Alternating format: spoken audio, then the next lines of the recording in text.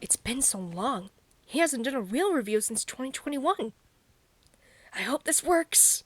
His handbook for the recently deceased reads like stereo instructions. Here goes nothing.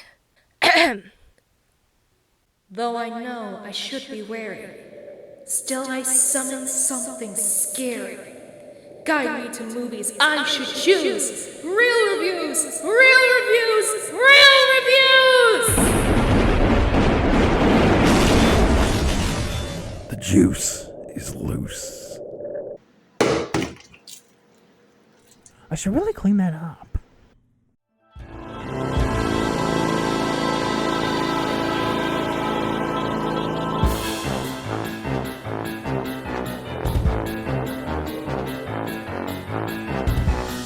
Hey everyone, Roshi Juice here, back from the dead, and we're gonna have some laughs.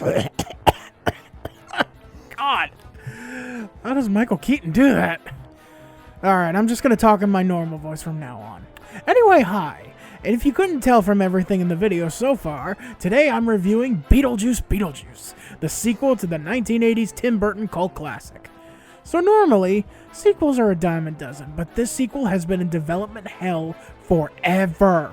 Like, since the 90s. Originally, it was going to be Beetlejuice Goes Hawaiian. No, really, look it up. Its scrap script is online. But finally, after all this time, the ghost with the most makes his triumphant non-Broadway return to bring us some afterlife entertainment. Now, I'll admit, I was kind of wary seeing as most sequels nowadays just feel like emotionless cash grabs. Disney! But what did I think of this movie? Is it a ghoulish return to glory, or should old Beetlejuice just have stayed dead and buried? Well, here are my thoughts. So the movie takes place 30-something years since the first one. Lydia Dietz, played by Winona Ryder, the teenager from the first movie, is now a TV psychic ghost hunter. What is that? What is that? I'm pretty sure that's their television! Oh man, I am really scared!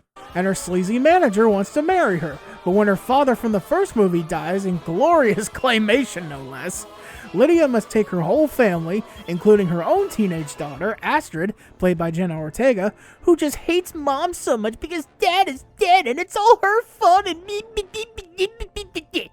Sorry, I'm just really tired of this frickin' trope. Anyway, the family heads back to Winter River to the old Dietz's house, where the lovely ghost couple, Adam and Barbara, are not there because, and I quote right from the movie,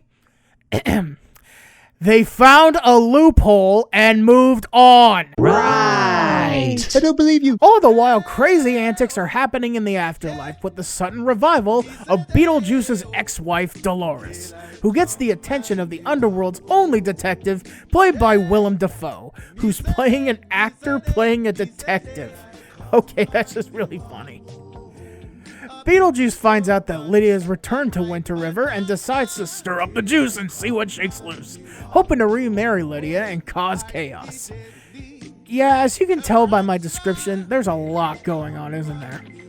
So yeah, what are my thoughts on this movie? Meh.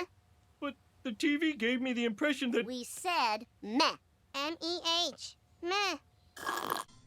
Yeah, on the whole, this movie was kind of a letdown. The stuff between Lydia and her daughter is so boring. And honestly, the movie was only good whenever Beetlejuice showed up. And that's not how the movie should be. Beetlejuice is supposed to be the backbone of the picture. And honestly, the whole time, Winona Ryder just looks like she doesn't want to be there.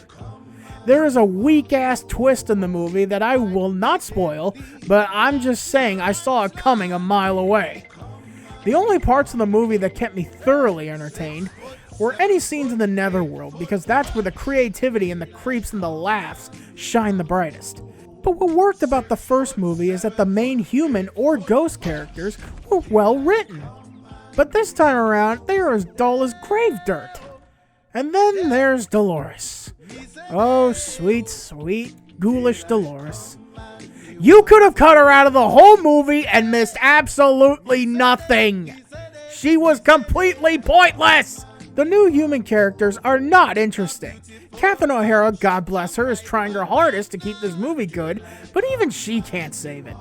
Now, I will say, as much as I've ragged on this flick, there is a lot of good in it to balance it out.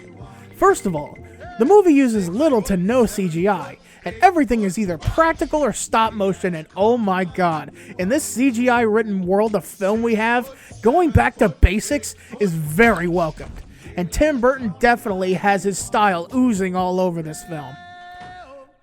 This movie is a dark, macabre, gothic visual cream dream.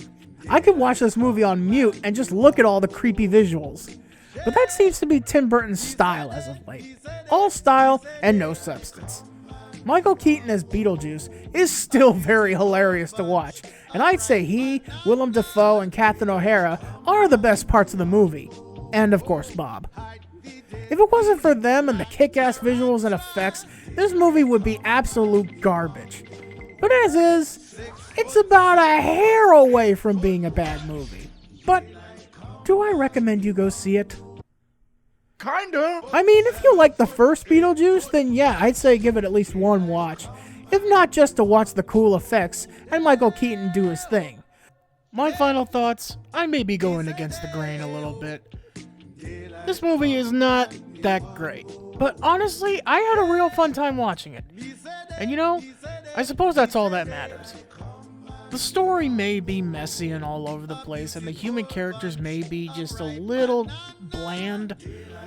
The effects are really nice, and there are some solid laughs in this. So if somebody really hates this movie, I kinda see why, but if somebody really loves it, I definitely see why too. This movie had great potential. Maybe not the best execution, but I still had a good time watching it. And as the old song goes, daylight come and me want go home. Roshi gives Beetlejuice 2 a 5.5 out of 10. Well, there you go, kid. Another solid reel review. Oh. No, I didn't want that movie. I wanted you to review the Crow reboot. Huh. Well, I'll just see myself out then.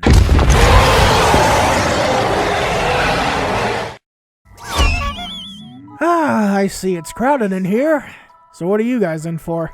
I try to marry a 14-year-old. I strayed too far from the original source material. And I'm Alex Brightman!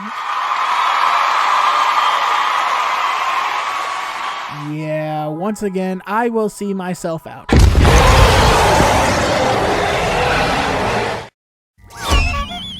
Huh. It's different, but it's kind of warm down here. Is this place any good? I can already tell. Now that's more like it. The day